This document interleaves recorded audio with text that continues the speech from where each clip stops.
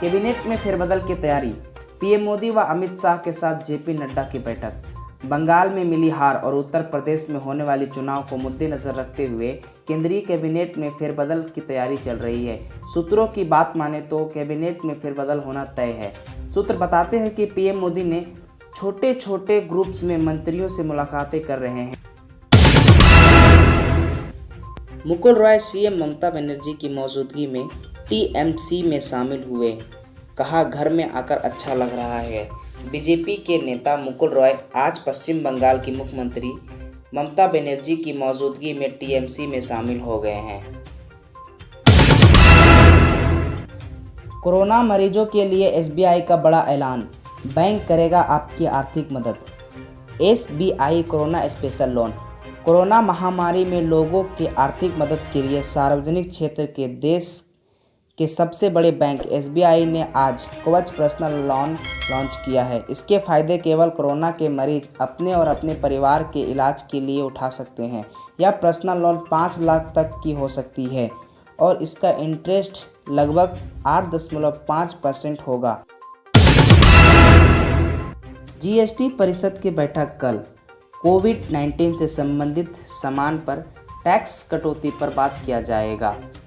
वित्त मंत्री निर्मला सीतारामन ने शनिवार को जीएसटी परिषद की बैठक की अध्यक्षता करेंगे। इस बैठक में कोविड-19 से संबंधित जरूरी बातें की जाएगी तथा ब्लैक फंगस की दवा पर कटौती पर जो टैक्स है उसके बारे में बात किया जाएगा। पढ़ाई के लिए पिताजी ने पीटा तो घर से भागा भागलपुर का किशोर। पहुंचा Ranchi railway station. Railway police force ने पकड़ा। बर्थडे लालू यादव। सीएम नीतीश ने लालू यादव को कुछ अलग अंदाज में किया बर्थडे विश। दिल्ली की सड़कों पर ड्राइविंग करने वालों हो जाओ सावधान। बदले गए स्पीड लिमिट की नियम। राष्ट्रीय राजधानी दिल्ली की सड़कों पर गाड़ी चलाना अब आसान नहीं रहेगा, क्योंकि अब आपको सड़क के साथ साथ कार स्पीडोमीटर पर भी नज़र रखनी होगी।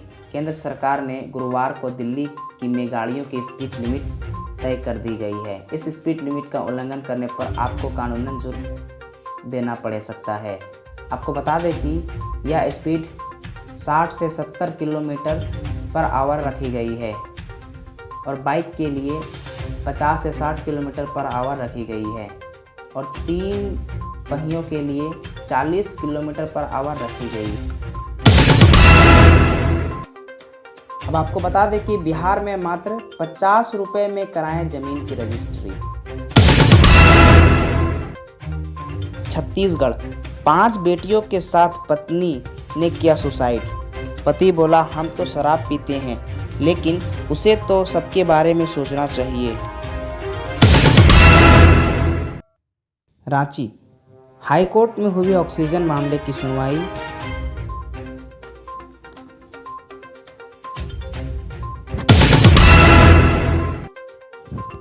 ग्रामीण हेल्थ वर्कर्स की झिझक मिटाने के लिए राज्य सरकार और केंद्र सरकार मिलकर कर रहे हैं काम।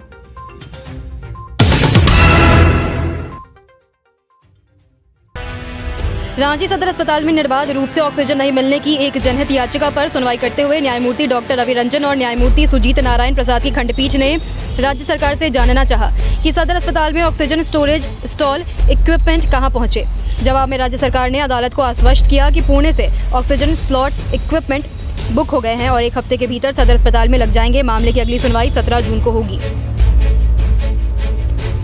सदर अस्पताल में निर्बाध रूप से ऑक्सीजन की व्यवस्था किए जाने को लेकर एक याचिका पर सुनवाई करते हुए माननीय मुख्य न्यायमूर्ति डॉक्टर रवि रंजन एवं न्यायमूर्ति सुजीत नारायण प्रसाद की खंडपीठ ने जानना चाहा राज्य सरकार से कि क्या प्रगति है।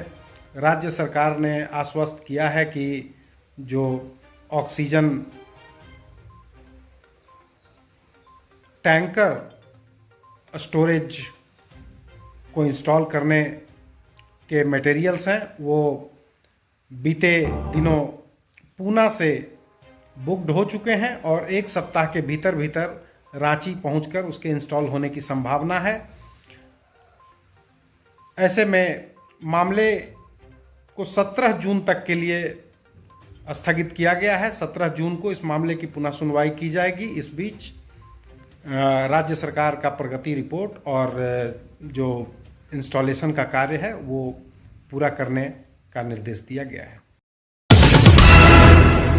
हजारीबाग में गुरुवार शाम तक प्राप्त पॉजिटिव 22 मामले सामने आए हैं। जिले में अब टोटल 205 मामले पॉजिटिव है, जिनमें शाम तक 38 लोग रिकवर होकर अपने घरों को चले गए। वहीं किसी भी मरीज की मृत्यु कोरोना के इलाज के दौरान नहीं हुई। जिला में कोविड को रोकने के हेतु लगातार प्रशासन की ओर से जागरूकता अभियान चलाए जा रहे हैं। साथ ही साथ संक्रमण की जांच को लेकर लगातार विभिन्न जगहों पर कैंप भी लगाया जा रहा है। स्वास्थ्य सुरक्षा सप्ताह कुछ ढील के साथ जारी है। अनलॉक 1 में खाद्य पदार्थों के दुकानों सहित अन्य प्रकार की बहुत सी दुकानों को खोलने की इजाजत मिल गई, लेकिन कपड़ा, जूता, चप्पल व गहने जेवर की दुकानों को खोलने पर पाबंदी है। यह बात इन दुकानदारों को नागवार लग रही है। ये व्यवसायी चाहते हैं कि अनलॉक 2 में उन्हें भी दुकान खोलने की इजाजत मिले। दुकान में कोविड के प्रोटोकॉल का पालन करने का विश्वास दिला रहे हैं। बड़ी बाजार के वस्त्र विक्रेता टिंकू गुप्ता ने कहा कि कोरोना संक्रमण के मामले अब नहीं आ रहे। ऐसी स्थिति में वस्त्र व रेडीमेड वस्त्र के दुकानों को खोलने पर पाबंदी हटा देनी चाहिए। बड़ी बाजार में 80 से अधिक वस्त्र दुकानें हैं, जिनके बंद रहने से व्यवसाय